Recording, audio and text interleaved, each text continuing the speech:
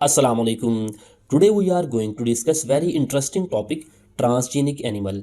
Transgenic से मुराद है different gene, ऐसा जानदार जिसकी जेनेटिक्स नॉर्मल से डिफरेंट हो। तो टेक्निकली अगर आप किसी जानदार के अंदर कोई बैरूनी जीन डाल दें तो अब क्या हो गया, उसकी जेनेटिक्स नॉर्मल से डिफरेंट होगी। तो ऐसे जानदार को आप कहेंगे ट्रांसजेनिक एनिमल्स। तो सबसे पहले हम इसका प्रोसीजर देखते हैं कि आप किसी भी जानदार को ट्रांसजेनिक कैसे बनाते हैं। फ़र्ज़ करें एक प्रोटीन है एंटी थ्रोम्बिन 3 जो कि ब्लड क्लोटिंग प्रोटीन है। हम चाहते हैं कि ये प्रोटीन इस बकरी के अंदर डाल दें, और यानी इस प्रोटीन को पैदा करने वाला जो जीन है उस इस बकरी के अंदर डाल दें और इस प्रोटीन को इस बकरी के दूध से हासिल करें। तो हम क्या करेंगे, इस प्रोटीन को पैदा करने वाला ये जीन है, रेड कलर में आपको नज़र आ रहा है, ये इंसान का डीएनए है और डीएनए के ऊपर ये जीन है। तो सबसे पहले हम क्या करेंगे, इस बकरी से एग हासिल करेंगे, इसमें हार्मोनल चेंजेस लाते हैं जिससे ये बकरी मल्टीपल एग्स पैदा करती है। उन एग्स को जब फर्टिलाइज्ड हो जाएंगे तो हम निकाल लेंगे। ओवोसाइट रिट्रीवल एक मेथड होता है जिससे आप उन एग्स को लेबॉर्ट्री कंडीशन में ले आते हैं। तो ये इस बकरी से आपने एग ले लिया। अब ये ह्यूमन जीन है, इस जीन को माइक्रो इंजेक्शन के ज़रिए इस एग के न्यूक्लियस में डाल दिया। ये रेड कलर में आपको नज़र आ रहा है, ये माइक्रो इंजेक्शन वो प्रोसीजर है जिसमें बहुत ही फाइन नीडल के ज़रिए एक सिंगल सेल के अंदर आप डीएनए को इंसर्ट कर देते हैं।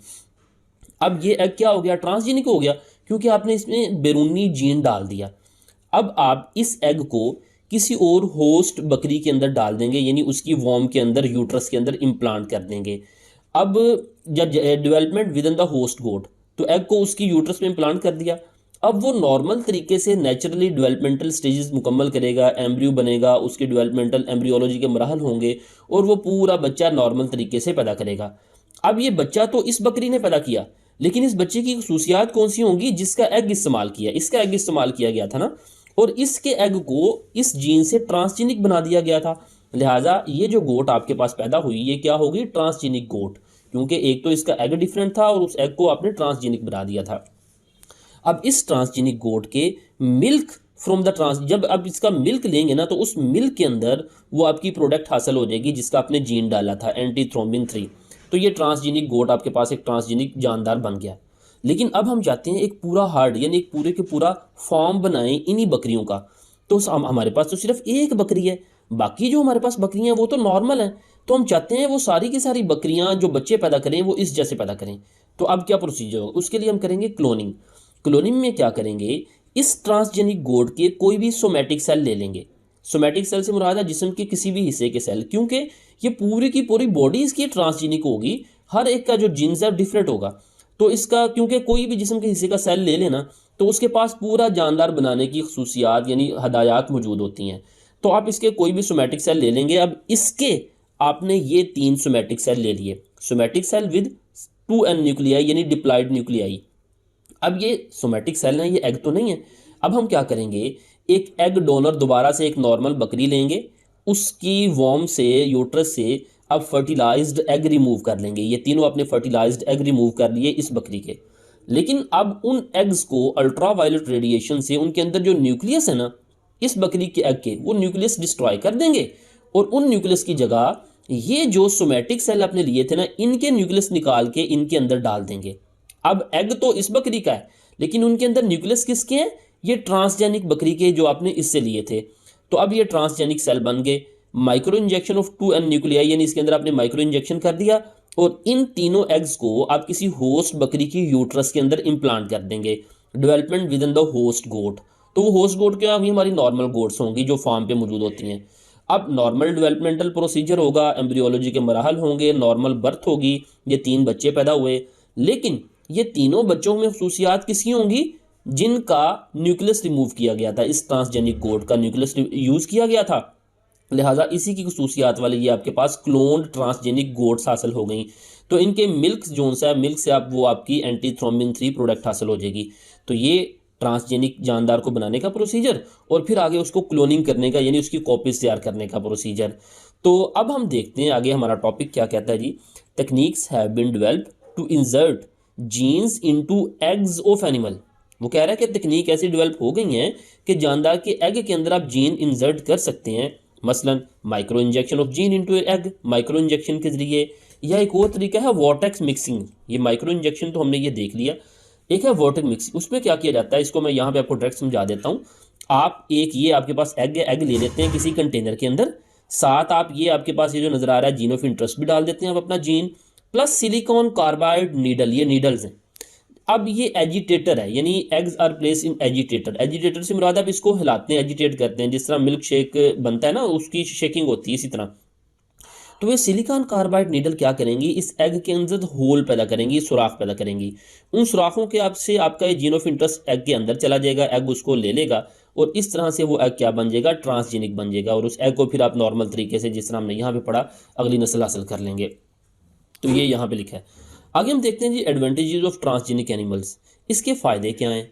सबसे पहला जी valuable animals. By this techniques many type of animals have been taken up genes, यानी बहुत सारे जानदार हैं जो जीन्स ले लेते हैं किसके, फॉर बोवाइन ग्रोथ हार्मोन। ये बोवाइन से मुराद है ये फार्म कैटल्स होती हैं, जैसा कि गाय और भैंस। तो बहुत सारे जानदारों के एग के अंदर आप गाय और भैंसों की ग्रोथ हार्मोन के जीन्स डाल सकते हैं। Procedure use to produce larger fishes, cow, pigs, rabbits and sheeps, यानी इस तरीके से ट्रांसजेनिक एनिमल से हमने बहुत सारे बड़े बड़े जानदार ये पैदा किए हैं। फिर है जी जीन फार्मिंग। तो जीन फार्मिंग में क्या होगा कि आप ट्रांसजेनिक जानदारों को पैदा करेंगे। Use of transgenic farm animals, यानी ये जो ट्रांसजेनिक फार्म एनिमल्स हैं इनका इस्तेमाल किसके लिए, टू प्रोड्यूस फार्मास्यूटिकल्स। फार्मास्यूटिकल्स कहते हैं आप अपनी अद्वियात बनाने के लिए, जैसा कि आपने इन ट्रांसजेनिक एनिमल से अपनी ये एंटीथ्रोम्बिन 3 हासिल की थी, तो उसको आप इस्तेमाल करेंगे फार्मास्यूटिकल्स के अंदर, यानी उस प्रोटीन को आप बेचेंगे। Use by number of film, यानी बहुत सी कंपनियां इस तरीकों को इस्तेमाल कर रही हैं। फिर है जी use of milk. Genes that code for therapeutic and diagnostic proteins, यानी वो जीन्स जो प्रोटीन बनाते हैं are incorporated into animals DNA. उन जीन्स को हम एनिमल्स के डीएनए में दाखिल कर सकते हैं, जैसा कि आपने यहाँ पे देखा। And protein appear in the animals milk, और प्रोटीन एनिमल्स के मिल्क में हासिल होगी। याद रखें थेराप्यूटिक प्रोटीन से मुराद है जो प्रोटीन किसी बीमारी के इलाज के लिए इस्तेमाल होती है, और डायग्नोस्टिक से मुराद है जो किसी डिजीज़ को पहचानने के लिए, डायग्नोस करने के लिए इस्तेमाल होती है। फिर जी एंटीथ्रोम्बिन 3 इसकी मिसाल है for preventing blood clot during surgery. जब हम सर्जरी करते हैं तो ये एंटीथ्रोम्बिन 3 ब्लड क्लॉट को रोकती है। इज प्रोड्यूस फ्रॉम द गोट, इसको हम यहाँ पे देखें गोट से पैदा कर सकते हैं। And clinical trials have begins, और इसके जो एक्सपेरिमेंटल ट्रायल्स हैं वो भी शुरू हो गए हैं। इसमें प्रोसीजर क्या होगा, DNA containing gene of interest injected into the donors egg. हम क्या करेंगे, उस डीएनए को डोनर्स एग के अंदर इंजेक्ट करेंगे। फॉलोइंग इन विट्रो फर्टिलाइजेशन, फिर इन विट्रो यानी लेबॉर्ट्री कंडीशन में फर्टिलाइजेशन होगी। Zygote placed in the host female, zygote को होस्ट की फीमेल में प्लेस किया जाएगा। आफ्टर डेवलपमेंट एंड मेच्योरिटी, जब वो जाइगोट से मुकम्मल जानदार बन जाएगा, उसकी वो मेच्योर हो जाएगा, product is secreted in the milk. तो वो जो आपके पास एंटीथ्रोम्बिन 3 है उसके मिल्क के अंदर उसको वो सिक्रीट होगी। नेक्स्ट हम देखते हैं ट्रांसजेनिक एनिमल्स का जो एडवांटेज है वो है plans to produce drugs. Medicine बनाने का प्लान है, कौन सी, for the treatment of cystic fibrosis. अब ये सिस्टिक फाइब्रोसिस एक जेनेटिक लंग्स की डिजीज़ है, फेफड़ों की, और इसी तरह कैंसर और ब्लड डिजीज़ और कुछ दूसरी बीमारियों की जो मेडिसिन हैं वो बनाई जा सकती हैं इन जानदारों से। Use of यूरन for the biotechnology products. अब ये भी एडवांसमेंट आ रही है कि मिल्क की बजाय यूरन इस्तेमाल किया जाए। Scientist of United State Department of Agriculture genetically engineered a mice, यानी उन साइंटिस्ट ने एक माइस, एक चूहे को जेनेटिकली इंजीनियर किया है to produce human growth hormone. वो ह्यूमन ग्रोथ हार्मोन बनाता है in the urine instead of milk, और वो ग्रोथ हार्मोन यूरन में एक्सट्रैक्ट होता है, यूरन में आता है बजाय मिल्क के। अब यहाँ पे देखिए बड़ी अहम एडवांसमेंट है। इसका फ़ायदा क्या होता है, why urine is preferable than milk for biotechnology products. Urine की यानी मिल्क की निस्बत यूरन क्यों प्रेफरेबल है बायोटेक्नोलॉजी प्रोडक्ट्स हासिल करने के लिए, उसकी 3 वजूहात हैं। पहली वजह, all animals urinate but only female produce milk, यानी किसी भी हर्ड के अंदर, किसी भी जानदारों के ग्रोह के अंदर सारे के सारे जानदार यूरिनेट करते हैं, लेकिन मिल्क तो सिर्फ फीमेल पैदा करती है। लिहाजा यूरिनेट सारे करते हैं तो ज़्यादा आप अपनी बायोटेक्नोलॉजी प्रोडक्ट्स बना सकते हैं। दूसरा, urination start at the birth but female produce milk at the maturity. अब यूरिनेशन तो बर्थ से ही मेल और फीमेल सारे यूरिनेट करेंगे, लेकिन मिल्क सिर्फ फीमेल पैदा करेगी, वो भी मेच्योरिटी, यानी जब वो मेच्योर हो जाएगी तब। It is easy to extract proteins from urine than from the milk. दूध की निस्बत यूरन से प्रोटीन को एक्सट्रैक्ट करना आसान है, क्योंकि यूरन की कंपोजिशन सिंपल होती है और मिल्क की कंपोजिशन ज़रा कॉम्प्लेक्स होती है। फिर हार्मफुल टू इकोसिस्टम, यानी ट्रांसजेनिक एनिमल्स इकोसिस्टम को नुकसानदेह हो सकते हैं। क्यों, genetically engineer fishes no kept in the ponds उन फिशेज़ को सिर्फ पॉन्ड्स तालाबों में रखा जाता है।